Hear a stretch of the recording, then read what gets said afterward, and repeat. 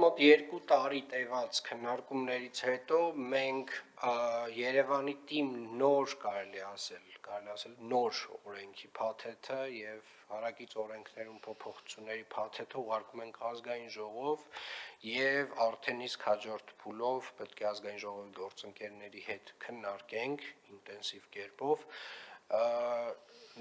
նախագծում ներառված են վերջին տասնամյակներում Երևան քաղաքում կուտակված պրակտիկ խնդիրների օրենսդրական լուծումներ, որոնց հնարավորություն Երևանի քաղաքապետարանը չի ունեցել իրականացնելու եւ գրեթե մեծ մասը այդ խնդիրների, որոնք որ մենք առաջադրել ենք եւ առաջարկել ենք լուծել օրենսդրական ճանապարհով,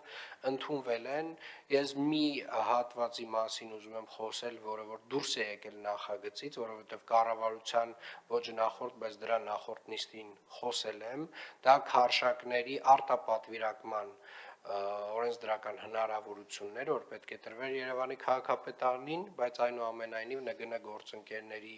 առաջարկով այդ հատվածը դուրս է եկել եւ վստահեցրել եմ, որ ներքին գործերի նախարարությունը պատշաճ կիրականացնի ավտոմեքենաների սխալ կայանված վայրում քարշակներով տարհանումը եւ ենթադրվում է, որ այդ ծավալները պետք է ավելանան, որովհետեւ դե ահռելի ծավալի խախտումներ ունենք եւ նաեւ խցանումների մի որոշ զանգված ուղղակիորեն կապված է սխալ տեղում կայանված ավտոմեքենաների հետ։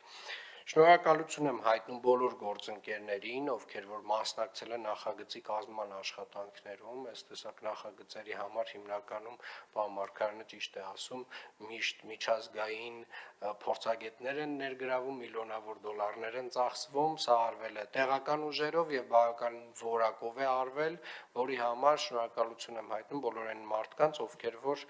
իրականացրել են աշխատանքը եւ նաեւ բոլոր շահագրգիռ մյուս կողմերին, մեր գործընկերներին, նախարարություններին, ովքեր որ մասնակցել են այս երկարատև քննարկումներին, այս նախագիծը, որպեսզի հասկանաք, այնց իմ մասնակցությամբ միայն այնց օրերով եւ ժամերով բոլոր նախարարների, փոխվարչապետի, վարչապետի մասնակցությամբ է քննարկվել եւ